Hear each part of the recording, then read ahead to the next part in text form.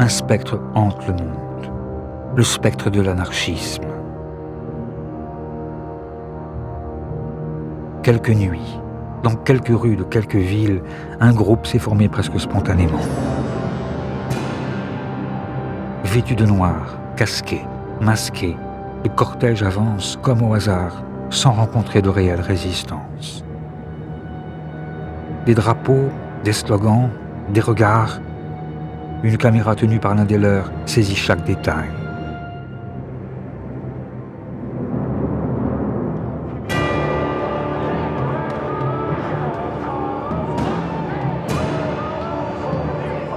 Soudain, les barres de fer jaillissent. Mais ce jeune homme qui casse une vitrine, cette femme qu'on entend crier, et lui qui va bientôt graffer « Fuck the system » sur un mur, tous ceux-là qui font une émeute comme on allait jadis au Saturnal, devinent-ils qu'ils incarnent aujourd'hui l'autre grande menace pour les polices occidentales? Et en pratiquant ici la propagande par le fait et l'action directe, qu'ils s'inscrivent, parfois sans le savoir, dans l'histoire longue et méconnue de l'anarchisme.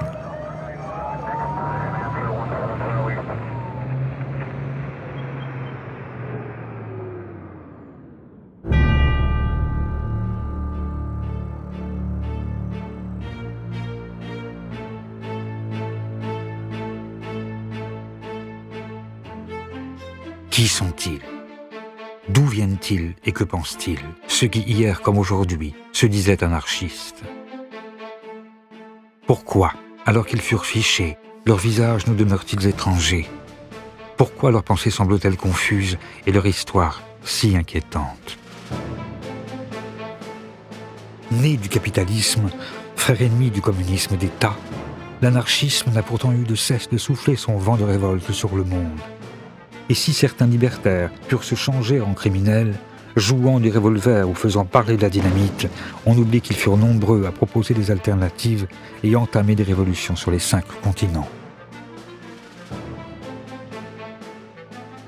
Mais les pouvoirs ligués les ont partout et toujours réprimés.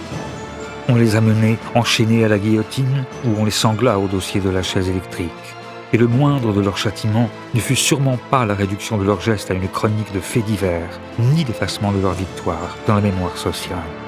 Or, même avec ces pratiques passées désormais dans nos habitudes de vie, quand leurs idées finirent par se populariser, se diffuser et tisser de nouveaux réseaux qui séduisent les jeunes générations de Paris à New York et de Tokyo à Buenos Aires, les anarchistes ont continué de susciter le fantasme et de provoquer le malentendu.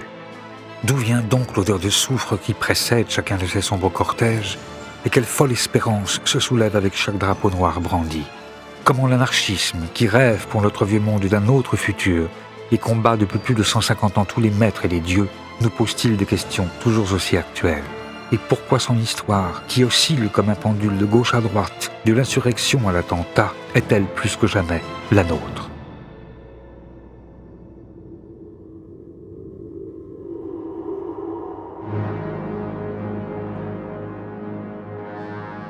C'est à l'ombre des cheminées des premiers bagnes industriels, dans le cœur encore populaire des cités modernes, au pied des vieux palais changés en nouvelles places financières, que tout a commencé. Nous sommes au début du 19e siècle et on assiste partout à l'avènement d'un système économique nouveau. Le capitalisme fait ses premiers pas. Il impose son modèle de pensée, crée ses grandes industries et bouleverse les paysages. Mais les illusions nées de la première révolution industrielle se dissipent déjà pour laisser apparaître une réalité beaucoup plus crue et plus sombre. Quel est le grand problème du 19e siècle? C'est ce qu'on a appelé, d'un terme très simple, la question sociale. La société se développe, on invente le chemin de fer, on invente d'abord la machine à vapeur, le chemin de fer, le bateau à vapeur, les métiers à tisser. D'une certaine manière, on voit que la société progresse considérablement, l'hygiène, la médecine, tout ce qui va avec. Et en même temps, la misère n'a jamais été aussi effroyable par ceux qui précisément travaillent dans les fabriques, dans les manufactures, dans ce qu'on appellera plus tard les usines. La plupart des penseurs, qu'ils s'appellent Saint-Simon, qu'ils s'appellent Fourier, qu'ils s'appellent Proudhon, qu'ils s'appellent Marx ou Cabet ou Owen, on peut aligner tous les noms que l'on veut, tous se posent la question « comment résoudre la contradiction ?» On ne peut pas comprendre la naissance de l'anarchisme si l'on ne se souvient pas de la vie de peine et de misère que mène en ce temps le prolétaire, celui qui ne possède rien que sa force de travail. Sa journée dure plus de 12 heures et le salaire qu'il retire de son labeur ne lui permet pas de manger à sa faim. Il n'a ni jour de repos, ni assurance, ni retraite. Ses enfants travaillent dès qu'ils peuvent se tenir sur leurs jambes et 1 sur 2 meurt avant l'âge de 6 ans. Les carences, les épidémies et l'alcool font des ravages, l'analphabétisme est la norme et l'accident, la loi. En 1840, l'espérance de vie d'un travailleur ne dépasse guère les 30 ans. Les ouvriers n'ont jamais été aussi pauvres, les ouvriers n'ont jamais autant travaillé, les ouvriers n'ont jamais aussi peu profité de l'extraordinaire banquet auquel participent les propriétaires des moyens de production.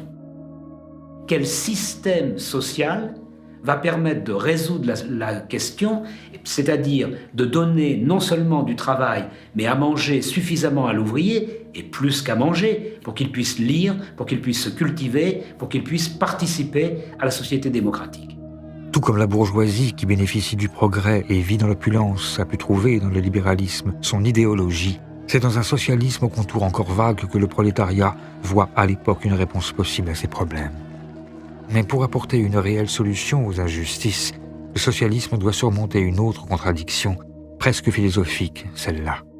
Le problème des problèmes en philosophie politique depuis le libéralisme classique, c'est la conjugaison de la liberté puis de l'égalité. Comment assurer le plus grand éventail possible de liberté compatible avec le fait que tout le monde ait le même éventail de liberté, avec la plus grande égalité possible, dans la mesure où, sans égalité, la liberté demeure incomplète et il faut concilier ces idéaux de liberté et d'égalité. Un anarchiste américain disait « Pleine liberté sans l'égalité, c'est la jungle. Pleine égalité sans la liberté, c'est la prison. » Et on ne veut ni de la jungle ni de la prison. Cette tentative de concilier, et c'est pas facile, mais le maximum de liberté avec le maximum d'égalité, cette aspiration double à la fois à l'égalité et à la liberté, je pense que c'est une des valeurs fondamentales de l'anarchisme. Jusqu'à la moitié du 19e siècle encore, le terme d'anarchisme, dont la racine grecque anarche signifie absence du pouvoir, est un terme négatif utilisé pour désigner le désordre et le chaos, et il sert alors le plus souvent à dénoncer les fauteurs de troubles. Mais même si l'anarchisme avait pu avoir des précurseurs comme Diogène de Sinope, Thomas Müntzer, Mary Wollstonecraft, Ando Shoeki, comme le libre-penseur Sade ou Théophile de Viau, les utopistes comme Godwin, Owen ou Fourier, des révolutionnaires enragés comme Gracchus Babeuf ou Sylvain Maréchal et des contemporains comme Stirner, en décidant de reprendre le terme à son compte, c'est Pierre-Joseph Proudhon qui s'en sert alors pour définir une position politique révolutionnaire et charger soudain l'anarchisme d'une valeur positive.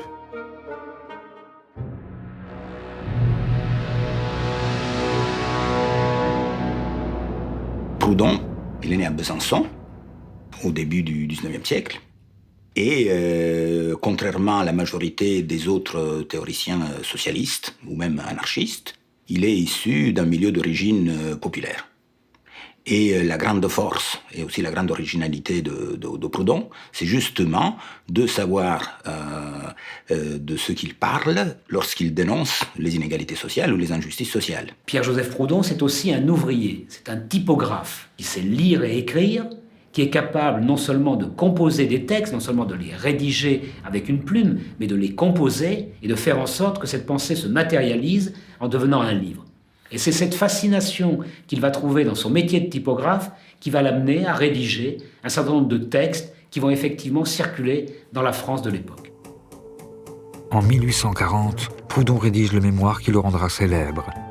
Qu'est-ce que la propriété ? Si la réponse qu'il apporte à cette question, la propriété c'est le vol, fait aussitôt scandale, c'est la profession de foi qu'il prononce quelques lignes plus bas, qui constitue le véritable acte de naissance de la pensée anarchiste. Une formule paradoxale qui dit déjà presque tout. Eh bien, vous êtes démocrate ? Non. Quoi, vous seriez monarchique ? Dieu m'en garde. Vous êtes donc aristocrate ? Point du tout. Vous voulez un gouvernement mixte ? Encore moins. Qu'êtes-vous donc ? Je suis anarchiste. Quoique très ami de l'ordre, je suis dans toute la force du terme anarchiste. Au même moment où il va se dire anarchiste, il prononce que la propriété, c'est le vol. Qu'est-ce que ça signifie ? Ça signifie qu'il pointe la propriété comme étant le fondement d'un certain ordre social. Et se dire anarchiste, c'est dire « je m'en prends au fondement de l'ordre social repéré comme étant la propriété ». Proudhon va même encore plus loin, puisque pour lui, il y a une espèce de lien étroit entre la domination politique exercée par l'État, la domination économique exercée par le capital et la domination religieuse exercée par l'idée de Dieu. Et donc Proudhon est véritablement le père de l'anarchie, puisque c'est le seul qui relie ensemble ces trois formes de domination, et il pense qu'il faut les détruire en même temps si on veut effectivement changer de structure sociale. Si pour changer de structure sociale, Proudhon prône la destruction des pouvoirs, il n'est pas partisan de la violence révolutionnaire. Il imagine plutôt tout un système mutualiste dont sa banque du peuple pourrait être le premier jalon. Sa pensée n'en est pas moins attaquée de toutes parts. Il est critiqué, caricaturé, interdit. Pourtant, ses œuvres voyagent et son anarchisme séduit rapidement les socialistes du monde entier. Comme ce jeune docteur en philosophie, Karl Marx, qui écrit alors qu'il le considère comme le nouveau héros du mouvement ouvrier européen. Ou plus loin, aux marges de l'Europe, dans la lointaine Russie, où le comte Lev Nikolaïevitch Tolstoï emprunte à Proudhon le titre de l'un de ses essais pour nommer son nouveau livre « La guerre et la paix ». Mais c'est avec Mikhaïl Bakounine, un ancien cadet passé par toutes les prisons d'Europe et plusieurs fois condamné à mort, que l'anarchisme va devenir une pensée, à proprement parler, révolutionnaire. Si c'est Proudhon qui utilise pour la première fois le terme anarchiste, Bakounine est peut-être une figure plus importante dans la formulation définitive des idées, dans la mesure où il ajoute aux idées de Proudhon le principe de la révolution.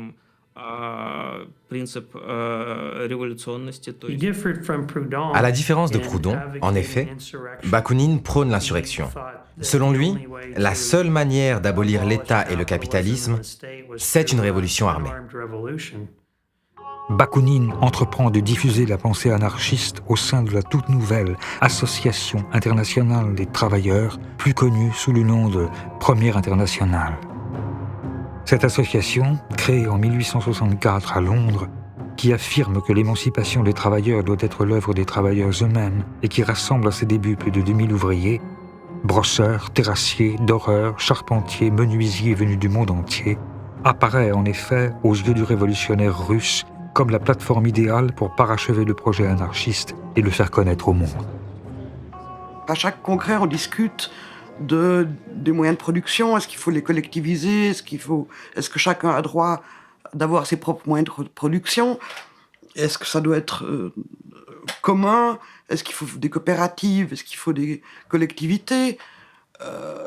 Qu'est-ce qu'on fait de l'héritage? Qu'est-ce qu'on fait de l'argent? Quel est le rôle des femmes? Etc. Enfin, tout un ensemble de problèmes qui a jusque-là jamais été abordé. Mais depuis la mort de Proudhon, entre Bakounine, qui apparaît comme l'héritier du père de l'anarchisme, et Marx, qui, lui, avait rompu depuis longtemps avec l'auteur de la philosophie de la misère, les débats dégénèrent. Et leur querelle, autant personnelle que politique, divise bientôt le mouvement socialiste. Trois grands courants émergent. Un courant réformiste, assez minoritaire, qui ne croit pas aux vertus de la révolution. Un courant marxiste, que les anarchistes qualifient d'autoritaire, qui pense que l'ordre nouveau s'imposera grâce à la dictature du prolétariat, et enfin, le courant anti-autoritaire ou anarchiste de Bakounine, qui prône l'insurrection et la destruction définitive de tout l'appareil étatique. Pour les anarchistes comme pour les marxistes, le communisme est une société sans État, mais les marxistes estiment qu'ils peuvent utiliser l'appareil étatique d'oppression pour construire une société nouvelle, alors que les anarchistes pensent que l'État doit être supprimé dès la révolution sociale, après quoi viendra le communisme. Marx pensait qu'il fallait un parti centralisé, avec une structure hiérarchisée qui serait capable de mobiliser les gens pour prendre le pouvoir, et puis ensuite utiliser ce pouvoir pour créer le socialisme. Bakounine, en raison des idéaux anarchistes auxquels il adhère, en raison de sa méfiance du pouvoir et de l'autorité, est convaincu que c'est une erreur colossale que de penser comme ça. Il a à peu près cette expression « Prenez le plus grand révolutionnaire, mettez-le sur le trône de toutes les Russies, et vous en ferez un tyran dans quelques années. Je prédis, c'est à peu près sa formulation, qu'en Russie, si la révolution qui se produit prend la forme que Marx souhaite, on verra arriver une terrifiante bureaucratie rouge. De manière inattendue, c'est dans les profondes vallées du Jura helvétique que ces conceptions reçoivent leur écho le plus favorable. Et l'invitation que la Fédération des ouvriers horlogers du Val de Saint-Imier lance à Bakounine est le début d'une histoire particulière que la Suisse continue d'entretenir avec l'anarchisme. Les récits d'époque témoignent d'une séduction réciproque, vraiment. Bakounine parle toute la nuit, les gens l'écoutent, après on pousse les chaises et les tables et puis on danse dans le café où a eu lieu la conférence, on partage le thé, on fume des pipes et on n'arrête pas de discuter. Il reste plusieurs jours.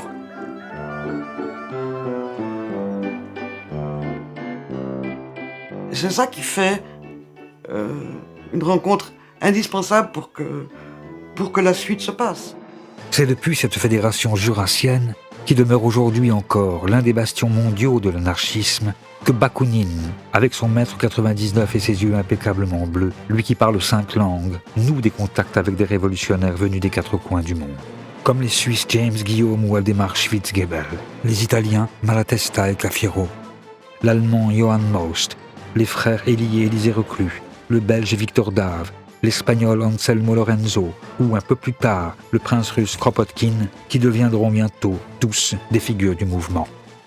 Et grâce à eux, l'anarchisme s'internationalise et devient la pensée la plus populaire parmi les différents courants du socialisme. Pour être honnête, et même en comptant large, le nombre des marxistes à cette époque dans l'Internationale était seulement de 1000 membres. Alors que les anarchistes, eux, étaient beaucoup plus nombreux. Il y en avait 60 000 en Espagne, 15 000 au Mexique, et leur fédération était bien plus puissante. Devenus effectivement majoritaires en nombre d'adhérents au sein de l'Internationale, les émules de Bakounine et de Proudhon sont particulièrement nombreux en France aussi. Quand éclate la Commune de Paris en 1871, les anarchistes sont donc aux premières loges. Et avec les autres révolutionnaires, ils se lancent à corps perdu dans l'insurrection. C'est un grand espoir, c'est un grand rêve. Tout à coup, une ville entière qui devient autonome, qui se défait des maîtres, qui se défait du vieux monde, qui réinvente tout. Pendant 73 jours, Paris s'insurge, fusille quelques généraux, brûle les cadastres, renverse les vieilles idoles et rend le pouvoir au peuple. Sur les ruines de l'ordre ancien, oubliez les divisions au sein de l'Internationale, les révolutionnaires essaient tous ensemble de bâtir un monde meilleur. On donne à chacun selon ses besoins, on nourrit les indigents, on alphabétise les illettrés, on soigne les infirmes. On sépare l'Église et l'État. Les arts redeviennent accessibles à tous, les femmes s'éduquent, votent et disposent de leur corps, et la ville fonctionne presque sans gouvernement. La Commune à la lettre n'est pas un événement anarchiste. Mais c'est la première tentative de destruction intégrale de l'État, de destruction immédiate de l'État. Il y a l'idée, d'un seul coup, d'un soulèvement et d'une prise en main, à l'échelle d'une capitale, de la vie économique, politique, par la population elle-même.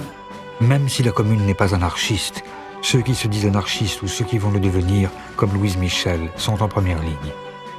Et quand le mouvement s'étend aux grandes villes françaises, Bakounine en personne vient participer à l'insurrection lyonnaise. Il abolit l'État, l'espace de quelques jours, et croit lui aussi que le grand soir est enfin arrivé. Mais déjà, le pouvoir contre-attaque. Les communards élèvent des barricades et se préparent au combat. Au cours d'une longue semaine, dans le Paris d'Haussmann, une guerre civile a lieu où les travailleurs, hommes, femmes et enfants, affrontent une troupe armée et entraînée. Et la terreur contre-révolutionnaire est à la hauteur de l'effroi que la Commune a jeté dans les rangs de la bourgeoisie. La troupe fusille au hasard. La fine fleur du prolétariat est coupée. Paris se change en un immense charnier. Un massacre dont on n'a pas idée aujourd'hui. On a longtemps discuté sur le nombre de morts. 25 000, 30 000, c'est probablement plus près de 20 000. Mais tuer avec les fusils de l'époque, mettons 20 000 personnes en une semaine, c'est quasiment impossible. Ça veut dire que si on a arrêté de tuer le 28 mai 1871, c'est parce que la terre de Paris, parce que les caniveaux, parce que les égouts n'arrivaient plus à absorber le sang. La brutalité de l'écrasement de la Commune de Paris a choqué beaucoup d'ouvriers en Europe et dans le reste du monde. Et les anarchistes se sont dit, si l'État peut agir de la sorte, alors nous aussi nous avons le droit d'agir de la même façon. Ils se sont dit qu'il ne pouvait pas y avoir de changement pacifique. Parce que si on agit de manière pacifique, on est massacré, comme ont été massacrés les communards. Si vous êtes pacifiste, on vous exécute.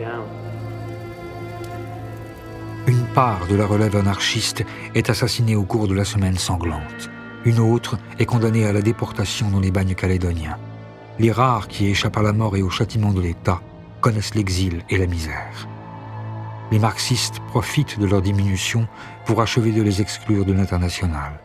Mais l'anarchisme survit. Traqué, grimé, Bakounine parvient à s'enfuir.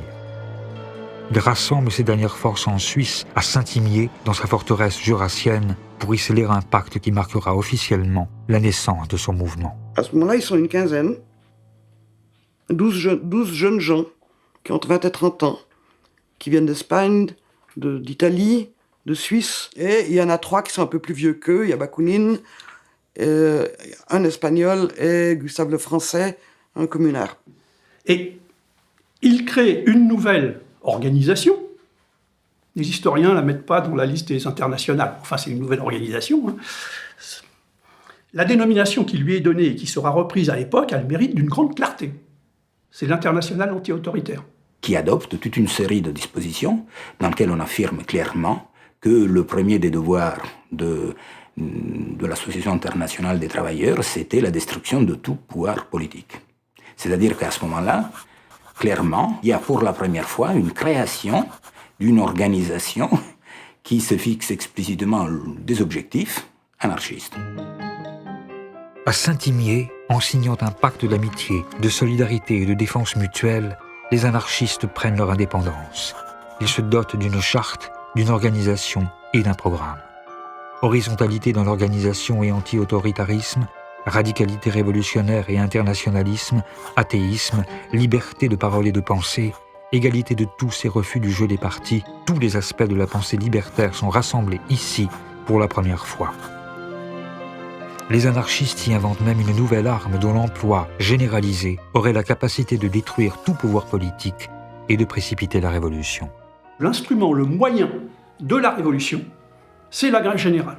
C'est un terme nouveau qui naît là, avec Saint-Imier. Alors ça n'est pas encore le syndicalisme, ça n'est pas encore moins en termes de comme concept, hein, l'anarcho-syndicalisme, mais tout y est là, tout est en place. Le but, c'est pas d'exister ou de se perpétuer, c'est d'aller à une révolution.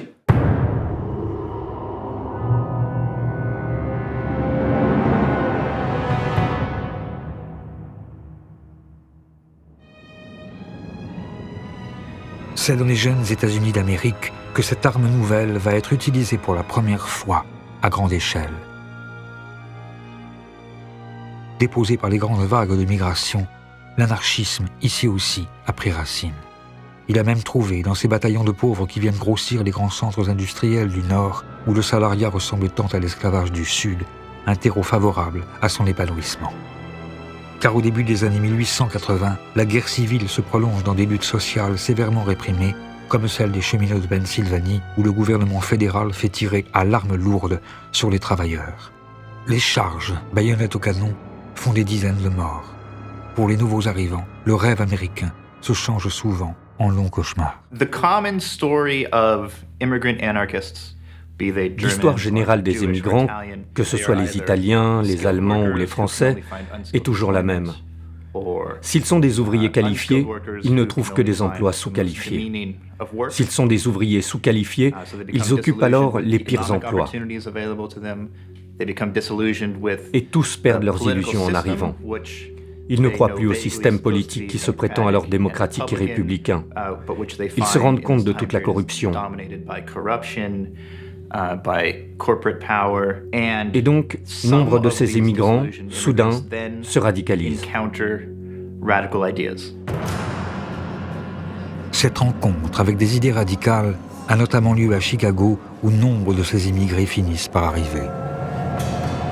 L'acier, le béton et la viande réclament des bras. Rongée par la naissante mafia à la solde d'industriels tout-puissants, la ville regorge alors de travailleurs ségrégés, de filles de joie et d'enfants des rues. Elle devient rapidement le foyer de la contestation. Chicago était le foyer de l'anarchisme aux États-Unis dans les années 1880. Les relations de travail dans cette ville étaient très dures. Il y avait peu de place pour la négociation et les compromis. Les tensions étaient très fortes. Elles opposaient les ouvriers qui vivaient dans une effroyable misère et l'élite économique locale qui refusait tout type de concessions. Inspiré par la nouvelle stratégie anarchiste, en 1886, un 1er mai, qui n'est encore qu'une date parmi d'autres, un mot d'ordre de grève générale est lancé. 340 000 travailleurs se rassemblent pour exiger la journée du 8 heures. La police disperse violemment les manifestants. Les murs se recouvrent d'appels à la vengeance. Le surlendemain, les anarchistes organisent une manifestation de protestation sur la place de Haymarket. Cet événement devient fondateur dans l'histoire du mouvement ouvrier. Les leaders anarchistes ont pris la parole. Mais à la fin de la manifestation, au moment où la police a voulu disperser les manifestants,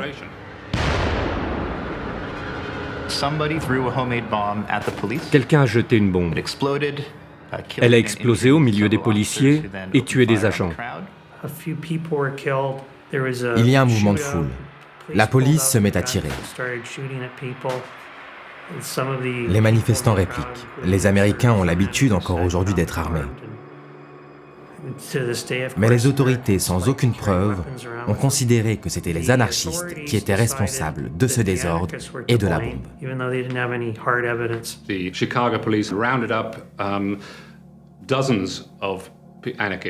par la suite, la police de Chicago a raflé des dizaines et des dizaines d'anarchistes. Certains d'entre eux n'avaient même pas manifesté cette nuit-là. C'est vraiment un exemple classique de réaction. La police de Chicago a utilisé cette bombe pour justifier une répression beaucoup plus globale. 8 anarchistes sont accusés d'avoir jeté la bombe. Dans sa plaidoirie, le procureur reconnaît à demi-mot leur innocence. Nous savons que ces 8 hommes ne sont pas plus coupables que les milliers de personnes qui les suivaient, mais ils ont été choisis parce qu'ils sont des meneurs. Messieurs du jury, faites d'eux un exemple, faites-les pendre, et vous sauverez nos institutions et notre société. Sur les 8, 5 sont condamnés à mort. Louis Slings se suicide en prison. Les 4 autres, August Spies, George Engel, Adolf Fischer et Albert Parsons, sont pendus. Ce n'est qu'en 1893 que le gouverneur de l'Illinois a innocenté les anarchistes qui avaient été pendus. Il a confirmé que c'était le chef de la police de Chicago qui avait tout organisé, et même sans doute commandité l'attentat pour justifier la répression qui allait suivre. Ça a provoqué une immense colère, non seulement parmi les anarchistes, mais parmi les humanistes du monde entier. Ce procès avait été inéquitable. Et les anarchistes de Haymarket sont devenus des martyrs pour tous les anarchistes et tous les socialistes.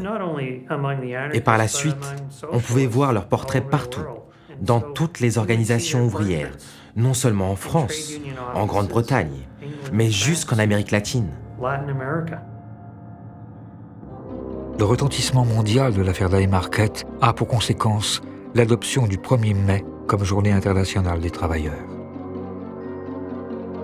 Dans les années qui suivent, des manifestations ont lieu partout, emmenées par les anarchistes. Mais c'est en France que le massacre de Chicago va faire entrer l'anarchisme dans une nouvelle ère. Celle des bombes et de la propagande par le fait.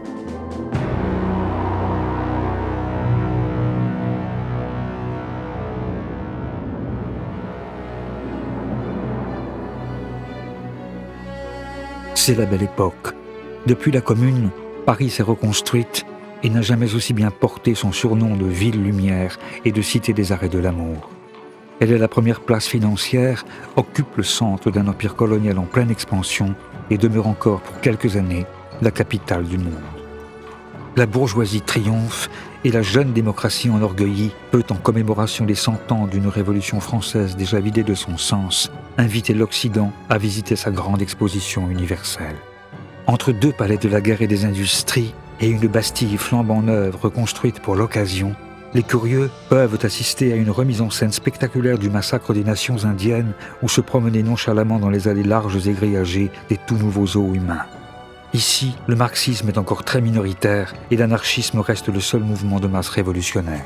Louise Michel, qui est revenue des bagnes calédoniens où elle a été convaincue par les thèses libertaires, multiplie les conférences, organise des manifestations et lui donne même son nouvel emblème. On considère en gros que Louise Michel est l'inventeur du drapeau noir.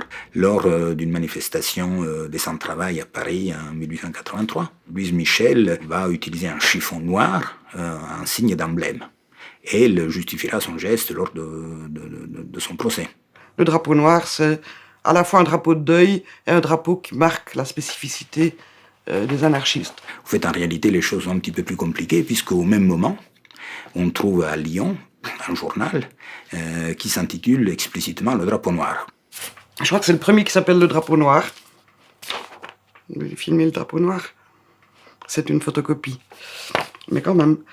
Mais il y a une chose quand même extrêmement importante qu'il faut savoir, c'est que ce n'est pas parce que Louise Michel arbore son chiffon noir, ce n'est pas parce que le journal de Lyon va s'appeler Le Drapeau Noir que le drapeau noir est immédiatement annexé par les anarchistes. Et donc, dans un premier temps, l'utilisation du drapeau noir reste minoritaire. Le drapeau des anarchistes, c'est le drapeau rouge. Ça ne fait pas plaisir à beaucoup de libertaires ou à beaucoup de marxistes, mais ça, c'est la réalité.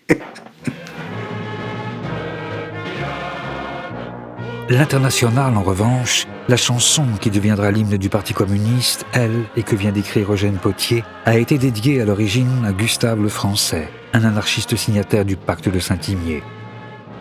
Chantée alors sur l'air de la Marseillaise, elle reste, aujourd'hui encore, un véritable manifeste libertaire, comme le signale notamment le début du deuxième couplet avec le fameux « Ni Dieu, ni César, ni tribun ». Il n'est pas de sauveur suprême, ni Dieu, ni César, ni tribun. Producteurs, sauvons-nous nous-mêmes, décrétons le salut commun. Mais dans cette période de reflux révolutionnaire, pour Louise Michel, le temps n'est plus aux chansons ni aux beaux discours, il faut passer à l'action. Inspirée par Karl Heinzen et son essai sur le meurtre, et par la stratégie des nihilistes qui mettent alors à feu et à sang la Russie, elle appelle les travailleurs à la révolte violente. Manque-t-il donc de pioches pour creuser des souterrains, de dynamite pour faire sauter Paris, de pétrole pour tout incendier ? Imitez les nihilistes et je serai à votre tête, sur les débris d'une société pourrie qui craque de toutes parts et dont tout bon citoyen doit se débarrasser par le fer et le feu, nous établirons le nouveau monde social. Elle se rend en compagnie de Malatesta et Kropotkin au premier congrès international anarchiste à Londres et y définit avec eux la nouvelle stratégie du mouvement. La propagande par le fait, qui n'a pas un auteur déterminé, est une expression spontanée de l'action révolutionnaire. Ce n'est pas nécessairement une explosion ou une bombe, mais juste une action qui dépasse les limites du discours. Au travers d'un geste exemplaire, les anarchistes pensaient qu'on pouvait mieux transmettre le message libertaire.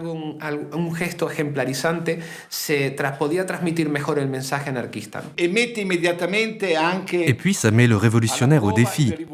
Il ne s'agit pas de faire comme ces révolutionnaires qui parlent et laissent agir les autres. Là, le révolutionnaire agit et il fait la preuve par les faits de sa crédibilité. Cette conception, selon laquelle une action d'éclat pourrait créer l'étincelle révolutionnaire qui enflammera l'Occident, convainc notamment un certain François Königstein, dit Ravachol. Il adhère au mot d'ordre de Louise Michel et Kropotkin, qui sont, avec Malatesta, les nouveaux théoriciens de l'anarchisme et qui ont appelé à la révolte permanente par la parole, par l'écrit, par le poignard ou la dynamite. Ravachol voit lui aussi, dans la toute nouvelle invention de Nobel, l'outil idéal pour détruire le vieux monde. Il se forme à la manipulation de la nitroglycérine et, à la suite de la répression féroce des premières manifestations du 1er mai en France, sa révolte se changeant soudain en fureur, il décide de passer à l'action. Le 1er mai 1891, Les anarchistes décident de faire une journée de lutte et d'action. Pas une journée de défilé ordonné comme c'est devenu de nos jours. Et donc, il y a des échauffourées à Clichy, où les flics tapent sur les anarchistes et les anarchistes tapent sur les flics. Et puis, à Fourmies, dans le Nord, il y a une fusillade contre les femmes et les enfants qui sont devant le cortège. Et il y a plusieurs morts. Et c'est à cause de ça que Ravachol pose des bombes. Comme un symbole, Ravachol place ses bombes artisanales boulevard Saint-Germain et rue de Clichy. Devant les portes des appartements du juge et de l'avocat général qui ont condamné à de lourdes peines de prison 3 manifestants anarchistes, il dépose des valises. Les dégâts sont impressionnants. Ces bombes n'ont tué personne. Elles n'étaient que la réponse à la condamnation des manifestants anarchistes de Clichy. Mais la police française, les médias en France, mais aussi au Royaume-Uni et dans le reste du monde, ont alors fait de Ravachol, qui n'aurait pas dû être un personnage important de l'histoire de l'anarchisme, la face sombre du mouvement, son versant destructeur. Le mythe de l'anarchiste poseur de bombes vient de naître. Ravachol fait peur, on le traque. La préfecture se dote d'armes nouvelles. La police se réinvente en scientifique. L'une des premières fiches anthropométriques de l'histoire à réaliser, son portrait s'étale à la une de tous les journaux, et grâce aux nouveaux moyens de communication, son nom résonne dans le monde entier. Le Petit Parisien, le Petit Journal, le Journal et le Matin, les 4 journaux qui tirent entre 700 000 et plus d'1 million d'exemplaires par jour, les unes, notamment de leur supplément de Domenico le dimanche, font tout pour faire peur dans les chaumières. Mais, de façon effectivement générale, ces attentats n'ont pas provoqué immédiatement une réaction hostile de toute l'opinion publique. Bien au contraire, Ravachol recueille même plutôt la sympathie du peuple, pour lequel il devient une sorte de héros, comme Mandrin aux cartouches, un vengeur auquel on écrit, sur l'air de la Carmagnole, des chansons. Dansons la Ravachol, vive le son, vive le son. Dansons la Ravachol, vive le son, l'explosion. Pour devenir un exemple de pure révolte, l'anarchiste doit payer de sa personne. Ce n'est pas le terroriste qui fait son attentat et s'enfuit. Au contraire, l'anarchiste doit affronter à visage découvert la société et devant le tribunal revendiquer ses actes. Il doit se servir de son procès comme un formidable mégaphone et faire résonner partout le nom de l'anarchisme. Fidèle à la stratégie de la propagande par le fait, quand 3 jours seulement après l'explosion de sa dernière bombe, Ravachol est arrêté, il assume ses responsabilités. À son procès devant le tribunal de la Seine, alors qu'il sait qu'il joue sa tête, il soutient son geste. Il y a actuellement un trop grand nombre de citoyens qui souffrent tandis que d'autres nagent dans l'opulence. Cela ne peut durer. Aujourd'hui, les anarchistes sont assez nombreux pour renverser les choses. Il ne faut pour cela qu'une poussée. Et la révolution s'opérera. Ravachol est condamné aux travaux forcés à perpétuité, mais rattrapé par une vieille affaire de droit commun, il est condamné à mort. Et c'est par un froid matin, à Montbrison, que sa voix qui allait crier « Vive la Révolution » est coupée par le couteau de la guillotine. Son exécution, loin d'effrayer les autres libertaires, apparaît comme une déclaration de guerre. La presse anarchiste réclame vengeance. On assiste alors à un véritable emballement. Chacun s'y met, encouragé par des publications qui, de rubriques d'études scientifiques en exposé d'arsenal anti-bourgeois, acquièrent rapidement le surnom de presse dynamite. Des bombes explosent un peu partout. Le restaurant où Ravachol a été arrêté est dynamité. Auguste Vaillant, le Guy Fawkes français, jette une bombe dans la Chambre des députés. Les bombes de Vaillant, elles non plus n'ont tué personne. Elles ont cassé 3 ongles et fait de légères blessures. Pourtant, même s'il n'a tué personne, on le condamne à la guillotine et Vaillant est exécuté. Et sur sa tombe, on retrouvera des fleurs et même un petit mot qui disait « Vaillant, tu seras vengé ». Dans les jours qui suivent, Léon Léautier attaque au tranchets. Amédée Powell se fait exploser devant l'église de la Madeleine. Émile Henry fait plusieurs morts en posant des bombes, dont une au hasard dans le restaurant de la gare Saint-Lazare. On dynamite Faubourg Saint-Jacques, rue Saint-Martin, rue de Vaugirard. à Lyon, Angers, Le Havre, Amiens, Marseille. La France prend peur et la stratégie de l'attentat commence à faire débat au sein du petit monde libertaire. Devant l'emballement ravacholiste, des auteurs comme Malatesta, Kropotkin et même Reclus pensent que on est confronté à une forme de dangereuse déviation. C'est-à-dire qu'ils ne peuvent pas accepter que l'on puisse commettre n'importe quel geste, n'importe quel attentat au nom de l'anarchie. Si la stratégie de l'attentat fait débat parmi les révolutionnaires, ce sont des avant-gardes artistiques que viennent les derniers soutiens aux propagandistes par le fait. Après Wagner, Seurat ou Courbet, aux côtés des littérateurs libertaires comme Octave Mirbeau, Georges Darien ou Félix Fénéon, des créateurs comme Alfred Jarry, Pissarro, Rodin, Ibsen, Oscar Wilde, Joseph Conrad, Jack London ou Mallarmé, ils sont nombreux alors à admettre, même ressentir une certaine admiration pour les poseurs de bombes. Je vais d'ailleurs citer au fond un seul d'entre eux, mais pas le moindre, Émile Zola. Il est sensible au fait que ces hommes sont d'une sincérité absolue. On est au cœur du roman, un des romans les moins lus de son œuvre, et pourtant pas le moins intéressant, Paris. Aux premiers actes encore innocents des anarchistes, la répression a été si dure, la police a si rudement malmené les quelques pauvres diables tombés dans ses mains, que toute une colère a monté peu à peu. Songe donc aux pères battus jetés en prison, aux mères et aux enfants crevant de faim sur le pavé, aux vengeurs affolés que laisse derrière lui chaque anarchiste mourant sur l'échafaud. La terreur bourgeoise a fait la sauvagerie anarchiste. Indépendamment de ses soutiens et malgré les critiques, lors de l'exposition coloniale de Lyon, cette escalade dans la violence atteint son apogée à la suite de l'assassinat du président de la République Sadi Carnot par un anarchiste de 20 ans, un jeune boulanger venu d'Italie. Caserio, Sante Hieronimo Caserio, profite de la visite du président Sadi Carnot à Lyon pour l'assassiner. Carnot avait été prévenu, il avait été prévenu d'ailleurs par la police mais aussi par les anarchistes, que le sang de ceux qui avaient été condamnés à la guillotine lui retomberait sur les mains. Sadi Carnot est assassiné et il meurt sous le couteau à Lyon. La mort de Sadi Carnot est un coup de tonnerre. On lui fait des funérailles nationales, ses cendres sont mises au Panthéon. Son assassin est rapidement jugé et mis à mort. Et pour ne pas que sa tombe devienne un lieu de pèlerinage, les restes de Saint Geronimo Caserio, anarchiste et martyr, sont jetés dans une fosse anonyme. Mais cela ne suffit pas, et la répression se généralise. À ce moment-là, en France, on va faire adopter ce qu'on appelle les lois scélérates, des lois qui interdisent toute propagande anarchiste et assimilée à une association de malfaiteurs, et en même temps toute propagande antimilitariste. Et donc, il y a une mise en fiche de la quasi-totalité des militants, qui est réalisée à ce moment-là, y compris des malheureux qui étaient tout simplement abonnés à telle ou telle revue libertaire. Né à Kharkov, Jean à Turin, né à Bordeaux, Cohen, Joseph, Mickey, né à Ferdinand, Gauthier, Jean-Joseph, né à Grenoble, policier, Grand Didier Alfred, Delors, né à Saint-Denis, Jean-Baptiste, peintre en né à bâtiment. Marvejol, typographe, Martis, en même temps, c'est des informations ahurissantes. Les anarchistes très dangereux, quand on les connaît, c'est un ouvrier horloger du Val de Saint-Imier qui prononce quelquefois des phrases un peu incendiaires, mais qui de nous n'a jamais dit pendez-les tous ou mort aux flics, mort aux vaches. On a tous fait. La panique gagne le monde.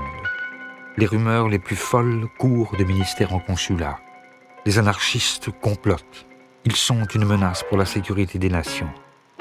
À l'image des États-Unis d'Amérique, les gouvernements se dotent de lois contre le péril noir.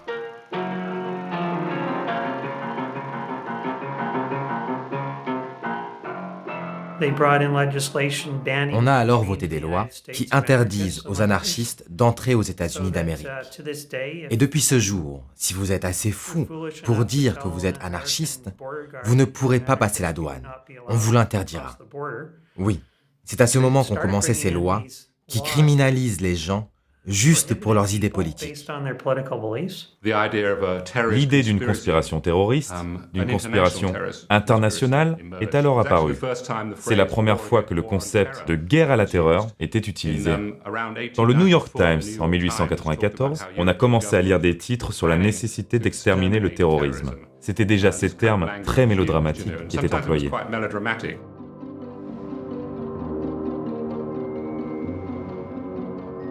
Pour faire la guerre à cette internationale noire tout imaginaire, une bien réelle internationale policière se met en place.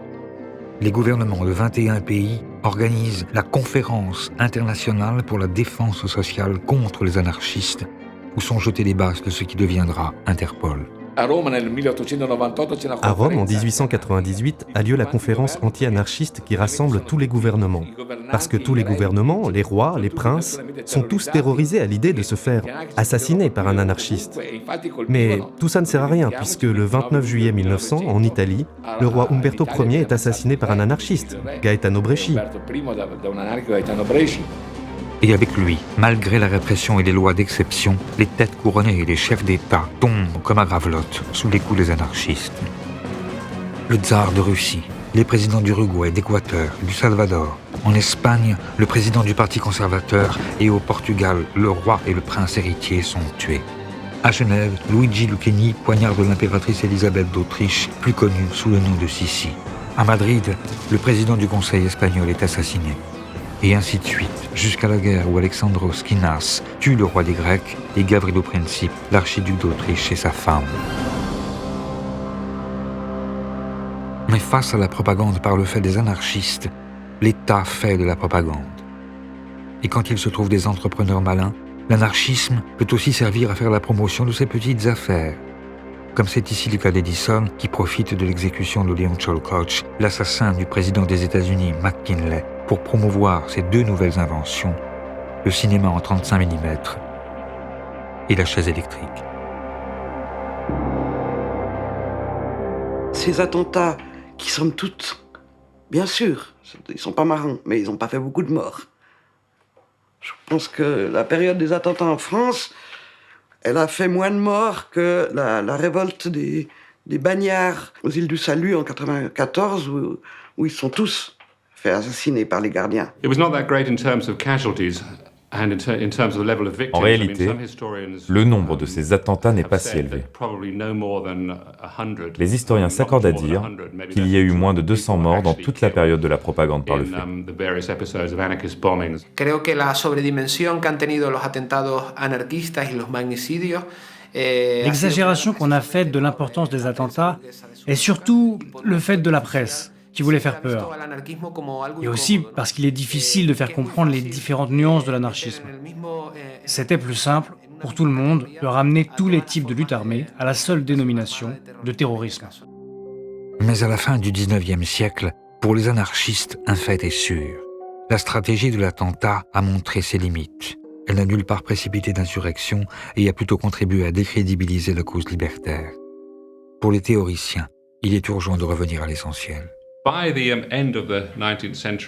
À la fin du 19e siècle, beaucoup d'anarchistes, et même ceux qui avaient au départ accepté cette stratégie, ont commencé à rejeter la propagande par le fait et à dire que c'était une stratégie qui ne menait nulle part. C'est notamment le cas d'Enrico Malatesta, qui a dit « Le problème, c'est que ça nous a éloignés des luttes. Là où les anarchistes doivent être, c'est au cœur des luttes sociales. » Et donc, à la fin des années 1890, les anarchistes reviennent dans le mouvement social. Et c'est ainsi que naît le syndicalisme révolutionnaire.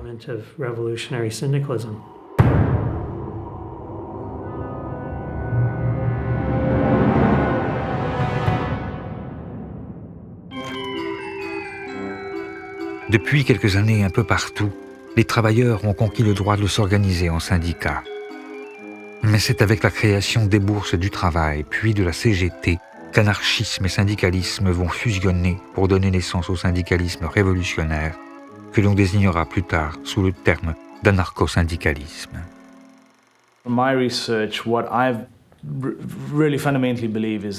Mes recherches montrent que le syndicalisme est fondamentalement une stratégie anarchiste. Bien sûr, c'est né en dehors du mouvement anarchiste, et c'est quelque chose que les anarchistes ont ensuite adopté. À l'intérieur de cette stratégie, les bourses du travail occupent une place particulière. Le grand promoteur du mouvement des bourses du travail est un jeune anarchiste qui s'était fait connaître en s'opposant à la stratégie de l'attentat. C'est quelqu'un pour qui j'ai une très grande admiration, c'est Pelloutier.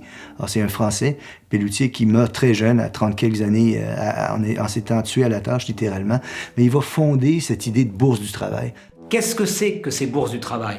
Tout comme le nom l'indique, c'est une bourse, c'est-à-dire un endroit où l'on vient pour négocier son travail, c'est-à-dire pour chercher un travail. Au départ, c'est simplement, effectivement, pour permettre à ceux qui n'avaient pas de travail d'en trouver. Et puis rapidement, les bourses du travail deviennent des écoles professionnelles, des écoles, des bibliothèques. On y discute, on y élabore une véritable pensée. Alors pour un étranger comme moi, parce que quand je vais en France, je trouve ça très émouvant de voir ces bâtiments-là. C'est des bâtiments habituellement assez imposants, hein, c'est très beau. Que les ouvriers se sont payés eux-mêmes avec leurs économies. Et dans ces bâtiments-là, il y avait une incarnation des idéaux sociaux, politiques, économiques qu'ils défendaient. Il y avait des lieux de défense des travailleurs immédiates. C'était des lieux où on incarnait véritablement ce qu'on voulait voir plus tard dans la société. C'était des lieux où on commençait à donner les prémices de la société de demain et on commençait à donner des outils pour lutter pour y parvenir. On y trouvait typiquement, on pouvait y trouver un musée du travail, on pouvait y trouver des cours du soir. Il y a des débats, des conférences, des spectacles aussi le dimanche où les ouvriers viennent en famille, des spectacles un peu exigeants, élevés. Enfin, c'est vraiment des foyers d'éducation populaire. Donner à l'ouvrier la science de son malheur, la formule de Pelloutier. Il y a encore une fois cette idée que la situation objective, elle est connaissable. On peut la connaître, et si on donne les informations pertinentes aux gens qui sont concernés, ils comprendront la situation dans laquelle ils se trouvent et ils seront vraisemblablement intéressés à la transformer, cette situation-là. Donc c'est cette idée que la connaissance du monde est un préalable à la volonté de le transformer. On retrouve cette idée-là chez les anarchistes, on retrouve cette idée-là chez Pelloutier. Le nombre de bourses du travail explose. Sous la pression des travailleurs, les villes se dotent de palais du peuple. On en compte près d'une centaine au début du siècle. Elle fusionne avec la CGT qui regroupe alors des milliers de syndiqués. S'ils ne sont pas tous libertaires, loin s'en faut, ils se donnent pour secrétaire aux fédérations Émile Pouget, un anarchiste consommé qui considère lui aussi que c'est le syndicat et non le parti politique qui doit avoir un rôle central, stratégique et révolutionnaire. C'est l'âge d'or, au fond, du mouvement syndical. On est bien dans le syndicalisme d'action directe, dans ce que je préférerais appeler même le syndicalisme autosuffisant. Il n'y a pas besoin de relais politique. Il n'y a pas à distinguer ce qui relève du politique avec des élections, avec des partis qui, par le vote, obtiendraient un certain nombre de réformes, et puis le syndicat qui se contenterait au fond des réformettes ou des petites mesures qui ne concernent que les travailleurs de telle usine. Non. Le syndicalisme doit être capable de rebattre toutes les cartes et de changer radicalement la société. Cette conception globale du rôle du syndicat amène les anarchistes à refuser la stratégie des urnes. Le vote, loin de leur apparaître comme l'exercice d'un droit, est bien plutôt conçu comme une légitimation de l'ordre établi. À chaque élection, ils prônent un abstentionnisme radical. Ils savent bien que le vote, c'est une arme tout à fait illusoire, que ça ne change rien, dans la mesure, notamment, où dans la meilleure des démocraties, les 10 représentants du peuple n'ont aucun compte à rendre au peuple qui les a élus. C'est pas un refus de la démocratie, c'est une contestation de ce qu'on nous donne habituellement comme étant la démocratie. Alors, ils imaginent des manières de fonctionner. Alors, dans les mouvements anarcho-syndicalistes, il y avait des délégués, mais ils étaient révocables en tout temps. Alors, c'est une façon différente de penser la politique. Pour changer les choses dans cette manière différente de penser la politique, les anarcho-syndicalistes préfèrent utiliser l'arme forgée à la suite du congrès de Saint-Imier. Et c'est ainsi que partout dans ce XXe siècle naissant, on voit fleurir le même mot d'ordre, grève générale. L'idée peut paraître simpliste vue d'aujourd'hui, mais elle est en même temps révolutionnaire. Si toutes les usines s'arrêtent de travailler, comment les capitalistes pourront-ils continuer à toucher leurs capitaux, à toucher leurs dividendes, puisqu'il n'y aura plus rien? Et si tout le monde en même temps fait la grève, ça suppose pour certains l'économie de l'insurrection. La société s'écroulera d'elle-même sans qu'il soit besoin d'une violence extrême, puisque la bourgeoisie ne pourra pas faire front. Ce sera déjà la société sans État, puisque l'État n'aura plus de raison d'être. C'est pas l'idée, au fond, de tuer ou de mettre en prison les bourgeois, les capitalistes. C'est les tuer dans leur essence de capitalistes. S'il n'y a plus de capitaux produits, il n'y a plus de capitalistes. En revanche, le capitalisme, lui, tue. Comme à Courrières en 1906, où a lieu l'une des plus grandes catastrophes de l'histoire ouvrière. À la suite d'un coup de grisou et d'un coup de poussier, les mines s'enflamment. Afin de préserver le gisement de charbon, les propriétaires bouchent la mine. Plus de 1500 mineurs sont pris au piège des flammes, des gaz et de l'obscurité. Seuls 24 en reviendront. Aussitôt, les mineurs se mettent en grève. Les femmes en tête réclament justice. Les anarchistes sont en première ligne. Clémenceau, qui vient d'être nommé ministre de l'Intérieur, envoie la troupe. 20 000 soldats chargent les manifestants. En réponse, pour le 1er mai 1906, les syndicalistes libertaires de la CGT exigent la journée de 8 heures et appellent à la grève générale.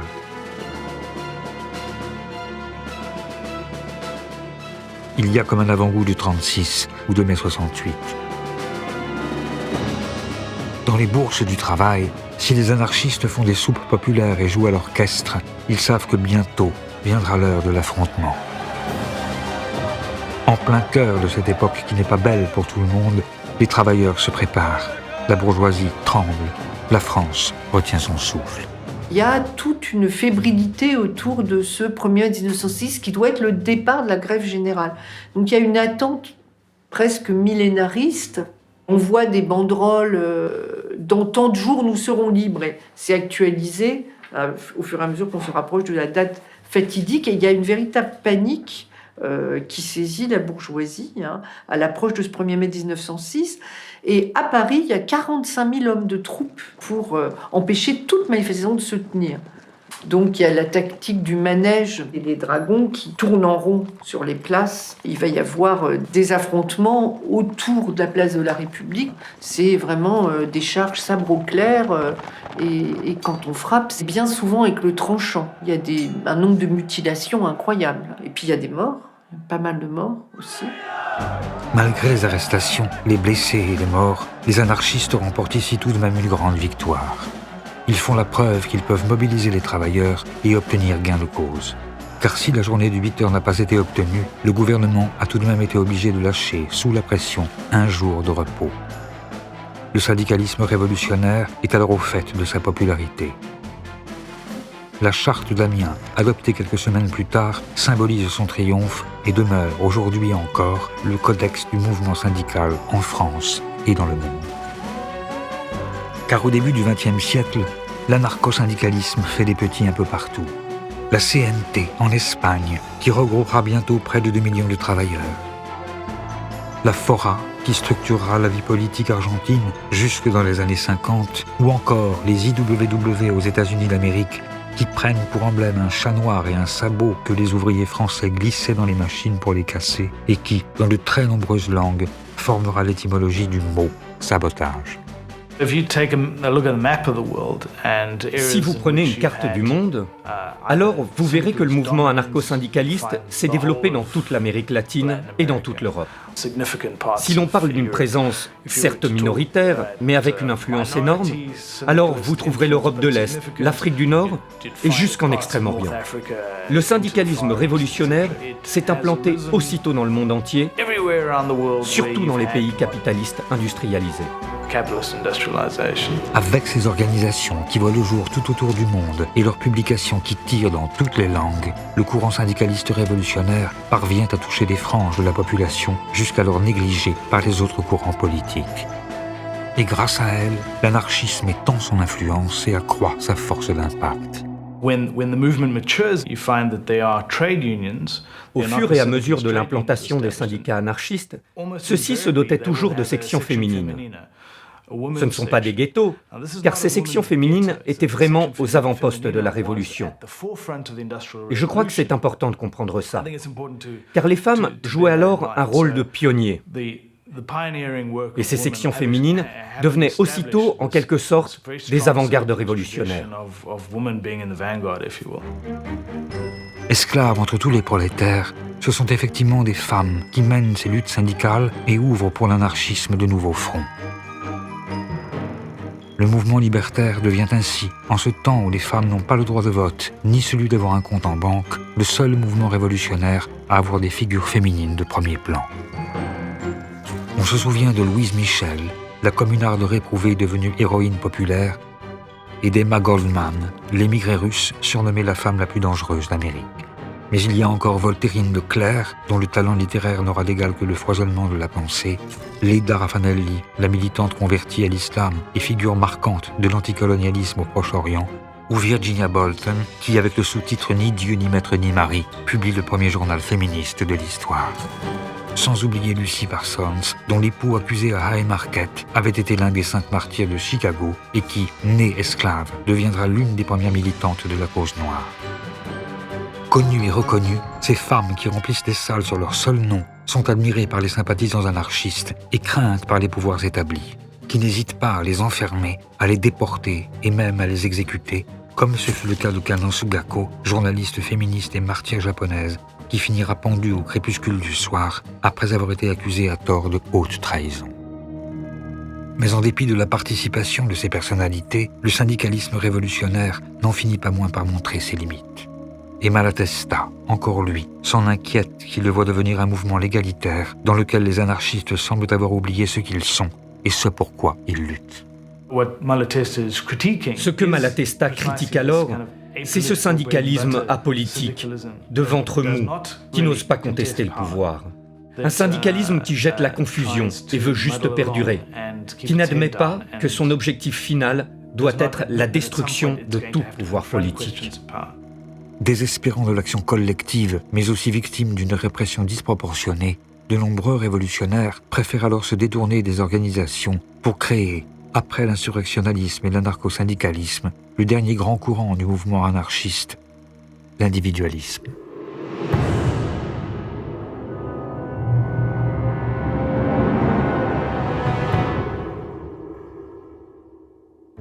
Descendants des Lumières et héritiers du romantisme, les individualistes sont les enfants terribles de leur temps.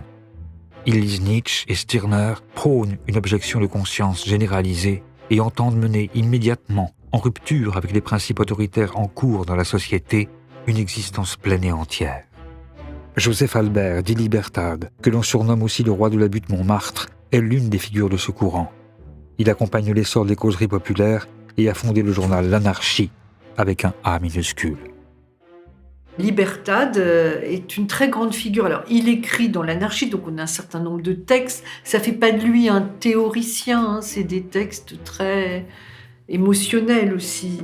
Mais c'est surtout un très grand orateur. Il était mutilé, il marchait avec des béquilles, et malgré son infirmité, il était un cogneur, un redoutable bagarreur. Et tout le monde le craignait. Il est toujours vêtu de sa blouse noire de typographe. Il a ses béquilles qui ponctuent ses discours et qui lui servent aussi contre les policiers. Il faisait des moulinets avec ses béquilles qui impressionnaient les policiers. Même s'il est bagarreur et souhaite à ses lecteurs pour chaque année nouvelle que crève le vieux monde, Libertad, tout comme ces libertaires bohèmes qui peignent sur les pentes de Montmartre, n'empêche pas l'action violente pour autant. C'est des gens dont j'ai examiné les trajectoires cas par cas. Et ce qu'ils veulent, c'est pouvoir travailler de leurs mains, mais aussi de leur tête, enfin, être des hommes complets. Ils veulent avoir la vie bonne, ce qu'ils estiment être la vie bonne, et ce qui est très loin de la vie facile, hein, d'ailleurs, aujourd'hui, maintenant, ici et maintenant. Si les individualistes recherchent le bonheur, ils savent que l'émancipation individuelle passe aussi par la défense des libertés de tous et de chacun. C'est la raison pour laquelle ils prennent part à tous les combats de leur temps. Ils sont en première ligne contre les pogroms et parmi les premiers à soutenir l'innocence du capitaine Dreyfus.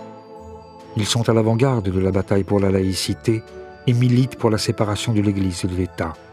Ils font fermer les bagnes pour enfants, ils inventent ce que l'on n'appelle pas encore les luttes affinitaires et s'attaquent à toutes les formes de domination. L'impérialisme, le sexisme et le patriarcat, le racisme et tous les types de ségrégation qu'induisait déjà le monde du travail à cette époque. Depuis les formes les plus intimes d'oppression à l'intérieur des familles jusqu'au plus global, les anarchistes se sont mis alors à toutes les combattre. Ce désir global de changement qui conduit les individualistes à rejeter le travail, la famille, la patrie, tous les fondements de la morale bourgeoise, les amène à proposer des alternatives de vie. Et ces pratiques nouvelles qu'ils inventent alors font d'eux aussi de vrais révolutionnaires. Ça va concerner absolument tous les aspects de la vie, la sexualité, l'éducation, les vêtements. Donc, vous prenez la nudité, les femmes vont abandonner le corset, les chapeaux, tous les vêtements contraignants. À la place du mariage, ils vont préconiser l'union libre. Ou alors certains, l'amour libre. Et éventuellement plural, il n'y a pas d'inconvénient à aimer plusieurs personnes à la fois, et pour les femmes et pour les hommes. Enfin ça c'est la doctrine, bien sûr dans les faits, il y a beaucoup de grincements de dents et de souffrances. Bien qu'ils soient individualistes, ces anarchistes ne s'en regroupent pas moins. Et à défaut de changer le monde, ils décident de changer d'univers. Ils créent dans les villes des Athénées libertaires ou des colonies agricoles à la campagne. Un peu partout, malgré les manques, les rigueurs et le harcèlement policier, ils partent mettre en cohérence leurs idées et leurs actes, préfigurant le retour à la nature des années 70. Ils trouvaient une espèce de grange à l'abandon au fin fond de la Picardie, et puis décidaient qu'ils allaient faire un milieu libre là-bas et vivre dans l'autonomie. Ils faisaient ça sans un sou. Quand nous, on a fait des communautés dans les années 70, où les jeunes qui refont ça, le retour à la nature, ils ont tous les surplus de la société actuelle qui permettent de vivre avec 4 sous. Les ouvriers du début du XXe siècle, ils n'avaient pas 4 sous de côté. Et quand ils étaient au chômage, ils n'avaient rien. Quand ils étaient malades, ils touchaient rien. Donc ils partaient avec rien.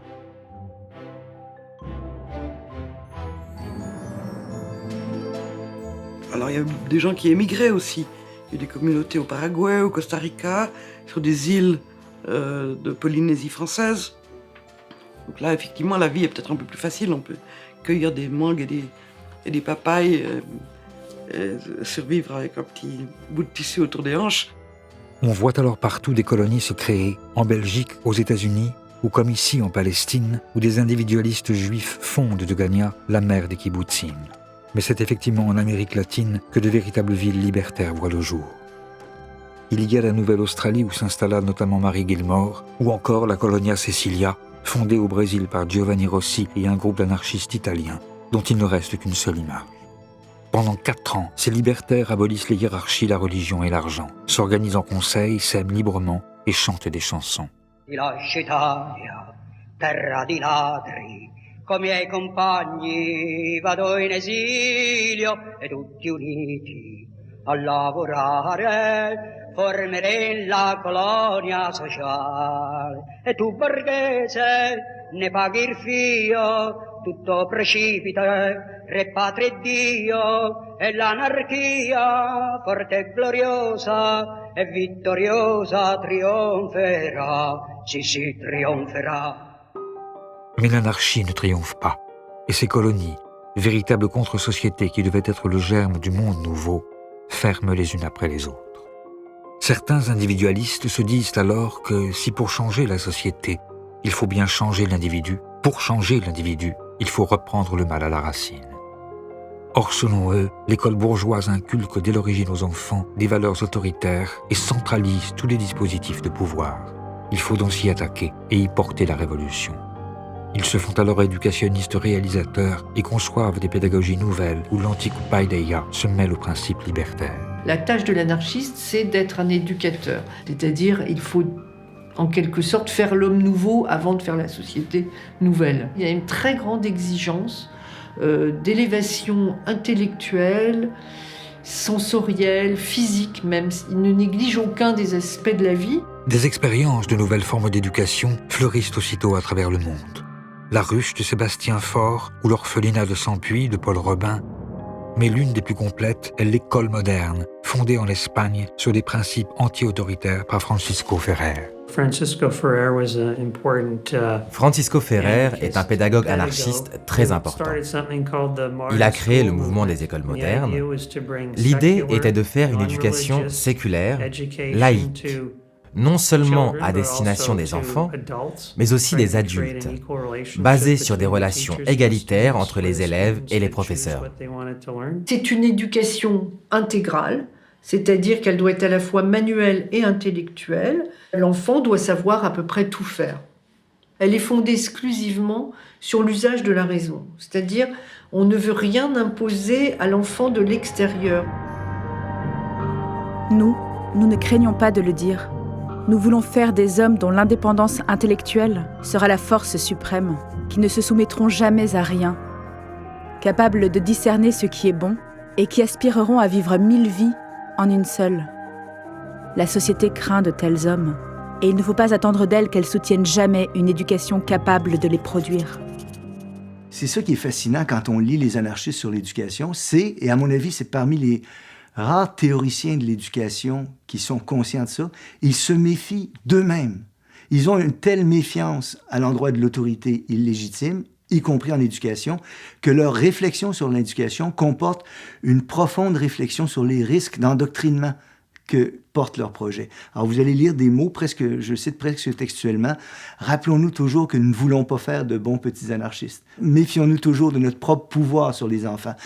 Nous tentons de faire des hommes libres. Il se pourrait qu'ils pensent autre chose que nous plus tard. C'est à ça qu'on reconnaîtra qu'on a véritablement fait des hommes libres. » Ces écoles laïques et libertaires, où les enfants posent en cagoule, suscitent bien sûr le fantasme, et leur succès inquiète autant le clergé que la bourgeoisie.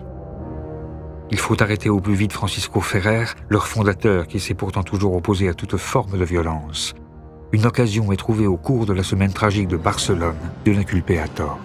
Il est très vite visé par la répression, qui en 1909 l'accuse d'avoir fomenté la grève générale de Barcelone et le condamne à mort. Il va y avoir une solidarité internationale qui va se développer sur tous les continents, aux États-Unis, en Australie, en Europe, dans toutes les grandes villes d'Europe. Il y aura des manifestations pour empêcher l'exécution, il y aura des pétitions, il y a même des gouvernements qui vont intervenir pour demander au gouvernement espagnol de l'épargner, mais Ferrer est exécuté. Et alors, quelques heures après son exécution, des foules se rassemblent partout dans les grandes villes, mais notamment à Paris. L'émeute parisienne sera la plus spectaculaire de toutes, le 13 octobre 1909 exactement. Il va y avoir une émeute d'une intensité extraordinaire. Les terrassiers, qui sont vraiment la fleur du prolétariat de cette époque, arrivent pioche à l'épaule, dépavent les avenues, mettent à nu les conduites de gaz, les percent, les enflamment. Paris est transformé en brasier. L'assassinat de Ferrer par la justice espagnole, qui provoque les échauffourées les plus violentes depuis la Commune, a ses équivalents dans le monde entier. Il y aura celui de Kotoku au Japon quelques mois plus tard, ou ceux de Sacco et Vanzetti aux États-Unis d'Amérique, qui déclencheront tous d'immenses mouvements de solidarité internationale. Car si les États n'hésitent pas à tuer les humanistes, c'est qu'au début du XXe siècle, le monde semble sur le point de basculer.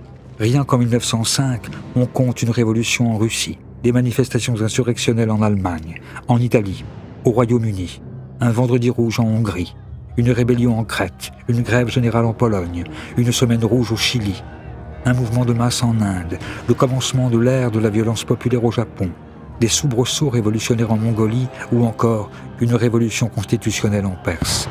Et partout, les anarchistes sont à la manœuvre.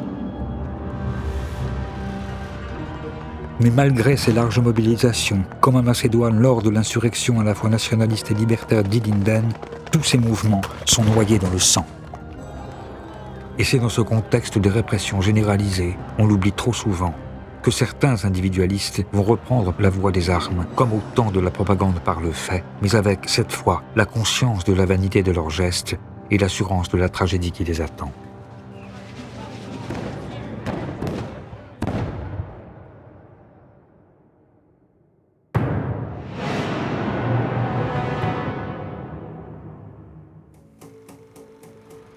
Au début des années 1910, tout semblait pourtant aller pour le mieux dans le meilleur des mondes libertaires possibles.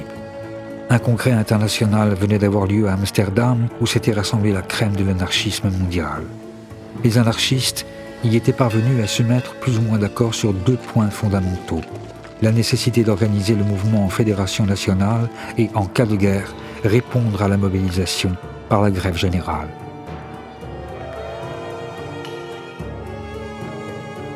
Au Mexique, une révolution, la première de ce XXe siècle naissant, venait d'éclater avec ses accents libertaires qui ravivaient les espérances révolutionnaires. Kropotkin s'enflammait et apportait un soutien sans réserve à l'insurrection paysanne. Emma Goldman se lançait dans une vaste collecte de fonds et le libertaire, en France, pouvait s'exclamer « Quel exemple! Quel splendide prélude pour l'émancipation générale !» Comble de l'ironie, en France, par exemple, Armand Fallières, le nouveau président de la République, accompagné d'une myriade de personnalités politiques, s'était rendu en personne à Besançon pour inaugurer, en grande pompe avec Marseillaise et défilé des gardes suisses, une statue monumentale à la gloire du père de l'anarchisme, Joseph Proudhon. Oui, tout semblait aller pour le mieux en ce début des années 10, dans le meilleur des mondes libertaires possibles. Mais peut-être par impatience ou juste pour prendre au mot l'auteur de « Qu'est-ce que la propriété ?», de nombreux libertaires ne décidaient pas moins d'attaquer la société bourgeoise dans ce qu'elle a de plus cher. Partisans du vol, qu'ils préfèrent nommer expropriation, reprise individuelle ou banditisme révolutionnaire, afin de précipiter en Europe une révolution qu'ils ne voyaient plus venir, ces anarchistes s'en prennent partout à la propriété. Et avec eux, le braquage se changeait soudain en stratégie révolutionnaire. Le problème est très simple. Si je suis un révolutionnaire opposé au capitalisme, pour quel mystérieux motif est-ce que je n'attaquerai pas une banque ? Pourquoi ne pas exproprier la banque pour financer la révolution ? Après, on peut discuter des méthodes. Je ne parle pas de tuer la petite vieille qui attend au guichet. Je parle d'un assaut radical du capitalisme sous la forme d'une attaque de banque. Aux yeux d'un révolutionnaire, ça n'a rien de scandaleux. Entre parenthèses, même Staline le faisait. Tous les révolutionnaires s'y mettent en effet, mais ce sont les anarchistes qui systématisent ces tactiques et associent momentanément leur nom au plus grand braquage de l'époque. Il y aura Buenaventura Durruti, le plus grand terroriste d'Espagne, avant de devenir le leader de la révolution anarchiste en Catalogne, qui met à sac, avec les Solidarios, une partie de l'Europe et de l'Amérique latine. Il y aura Severino Di Giovanni, l'ennemi public numéro 1 argentin, qui réalisera le vol le plus important jusqu'alors de l'histoire de son pays. Il y a en Ukraine Nestor Makhno, qui, au sein de l'Union des laboureurs pauvres, exproprie et redistribue les biens confisqués.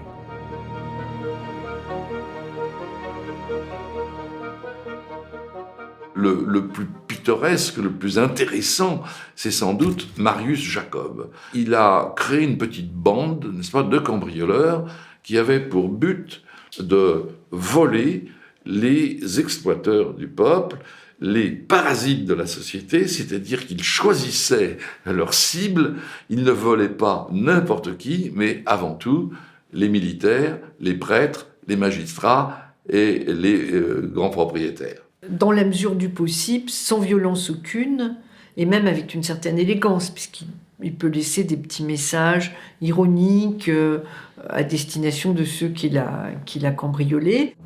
Oui, je vous ai volé un mouchoir de poche d'une valeur de 250 francs. Un mouchoir de 250 francs. N'est-ce pas une insulte à la misère ? Marius Jacob, l'anarchiste cambrioleur, qui, bien qu'ayant commis plus de 500 cambriolages, gardait pour lui juste de quoi vivre, servira de modèle à Maurice Leblanc pour concevoir son personnage d'Arsène Lupin. Mais l'État, qui veut envoyer un message aux anarchistes tentés par l'illégalisme, l'arrête et, malgré ses bons mots, lui applique un châtiment exemplaire. Lui qui n'avait jamais versé le sang est condamné à la guillotine sèche des travaux forcés à perpétuité au bagne de Guyane. Pour les bandits révolutionnaires, le signal est clair. Puisque le pouvoir envoie à la mort même des innocents, il vaut mieux tuer avant que d'être tué. En 1911, c'est à Londres que se déroule la première grande confrontation entre bandits révolutionnaires et forces de l'ordre. Pendant plusieurs heures, au cours de ce que l'histoire de l'anarchisme a retenu sous le nom de bataille de Stepney, un siège a lieu au 100 Sydney Street. À l'aube, le quartier est entièrement bouclé. 2 anarchistes retranchés dans une petite maison opposent une résistance farouche à plus de 800 policiers et membres de la garde écossaise. Les opérations sont dirigées par le ministre de l'Intérieur, un certain Winston Churchill que l'on voit ici à gauche, en haute forme. Ne parvenant pas à les déloger, Churchill fait donner l'artillerie et incendie la maison. Les 2 révolutionnaires meurent brûlés vifs. Les actualités ont envoyé leurs caméras et une foule considérable s'est massée pour assister au spectacle. Mais était-il ici, parmi les curieux, ce jeune mécanicien dont la légende dit qu'il était à l'époque le chauffeur à Londres de Conan Doyle ? Un fait est sûr, c'est en revenant en France l'année suivante qu'il décide de passer à l'action en formant une bande dont le nom va bientôt faire trembler l'Europe, la bande à Bono. Les bandits tragiques, je préfère cette appellation, parce que premièrement, c'est pas une bande soumise à l'autorité d'un chef, et si chef il y avait, je vois pas pourquoi ce serait Bono plus qu'un autre. Ils sont des militants anarchistes, des militants individualistes, convaincus, avec un passé de lutte derrière eux, comme le jeune Octave Garnier, par exemple, qui a été emprisonné à la suite d'une grève de terrassiers, durement frappé par la police, et qui a trouvé dans l'individualisme ce qu'il cherchait, finalement. Austères doctrinaires, dont la vie est exemplaire, ces hommes ignorent le tabac, l'alcool, le jeu et le bordel. Ils fréquentent le journal L'Anarchie, dirigé par Victor Serge. Mais c'est grâce à leur connaissance de la mécanique qu'ils vont d'abord entrer dans l'histoire en étant les premiers à utiliser la voiture pour commettre leur braquage. Leurs prises sont bien maigres et ne permettent pas de financer la révolution. Mais leurs attaques se caractérisent par une violence indiscriminée. Sur leur passage, le nombre de morts explose. Leurs têtes sont mises à prix. La presse offre une prime de 100 000 francs à qui permettra leur capture. Les toutes nouvelles brigades du Tigre se mettent à leur trousse. Mais loin d'avoir peur, les bandits défient la société. Et Octave Garnier va même jusqu'à écrire aux responsables de la 3e brigade, dite brigade des anarchistes. Je sais que cela aura une fin. Dans la lutte qui s'est engagée entre le formidable arsenal dont dispose la société et moi, je sais que je serai vaincu. Je serai le plus faible. Mais j'espère vous faire payer cher votre victoire. Ils savaient qu'ils étaient condamnés à mort, ils se savaient condamnés. C'est un acte parfaitement désespéré. Ils l'acceptaient. Absolument. Absolument. Dans tout ce qu'on lit, on ne remarque aucun symptôme de peur, on ne remarque aucun début de fuite, enfin rien du tout. Rien. Ils ont dit, nous attaquons la société. Elle est assez horrible. Je crois qu'ils n'avaient pas mal de raison de la considérer comme horrible à cette époque-là. Nous l'attaquons. Nous l'attaquons et nous irons, enfin tranquillement, ils disaient toujours, mais nous irons, c'est la guillotine qui nous attend, ou la mort, enfin peu importe. Ils le savaient. C'est assez extraordinaire. Mais malgré l'admiration relative et ultérieure qu'aura pour eux Jacques Brel, qui interprétera dans un film paru en 1968 l'un des membres de la bande à Bono, la geste des bandits tragiques s'achève le 28 avril 1912 dans la proche banlieue de Paris. Ça se termine par un siège qui oppose des hommes seuls à une troupe d'1 millier d'hommes, hein, avec 10 000 spectateurs autour, d'ailleurs, venus assister à la lie de ces hommes traqués. Ils se battent comme des lions jusqu'au bout, toute la nuit, comme la petite chef de M. Seguin avec le loup, avec aucune chance de s'en tirer, et ils le savent. Hein. Et c'est ça qui fait d'eux, je dirais, des sortes de propagandistes par le fait. La geste des bandits tragiques s'achève le 28 avril 1912 dans la proche banlieue de Paris. Ici aussi, les actualités sont conviées au spectacle. Une fois n'est pas coutume, c'est la police qui pose des bombes. Les opérations terminées, les corps des anarchistes sont exposés comme autant de trophées de chasse. Cette affaire marque les esprits et signe momentanément la fin du banditisme révolutionnaire en France. Bono, comme nombre d'illégalistes, devient peu à peu une figure controversée, tantôt rejetée, tantôt réintégrée dans la mémoire anarchiste au gré des périodes et des nécessités. Plutôt que de considérer les gestes de la bande à Bono comme étant un véritable mouvement de protestation, si on veut, moi personnellement, je pencherais plutôt pour l'hypothèse que c'est la manifestation d'un échec. C'est-à-dire que ce sont des épisodes qui peuvent attirer une espèce de curiosité morbide, mais en fait, en réalité, restent des épisodes marginaux. Et en ce qui concerne la bande à Bono, c'est de la marginalité d'un groupement qui était marginal.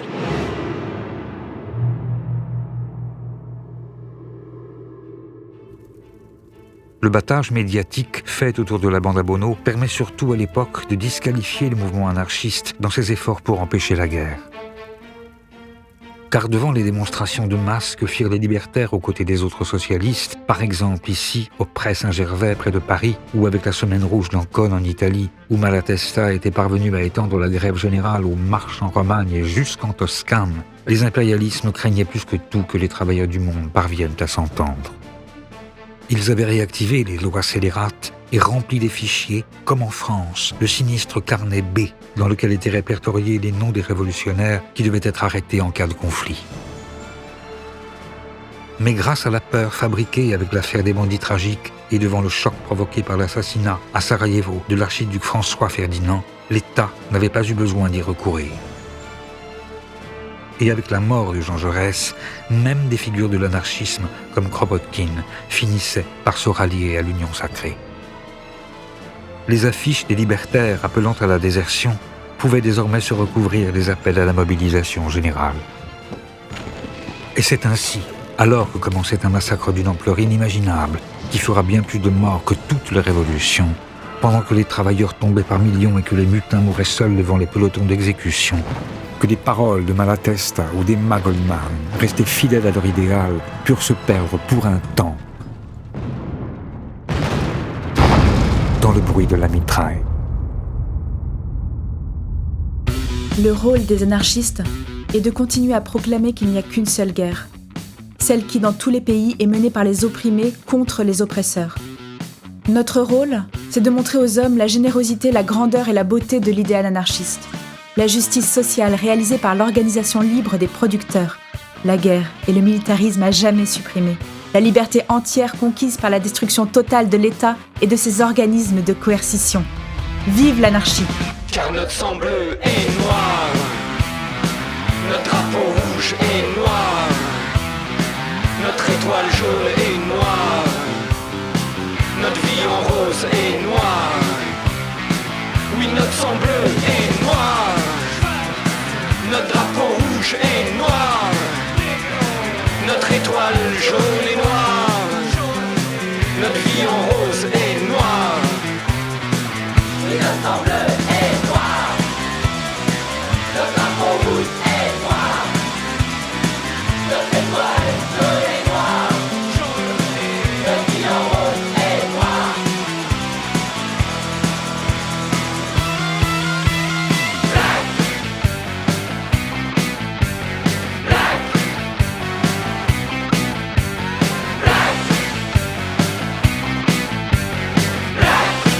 Et on fait bloc.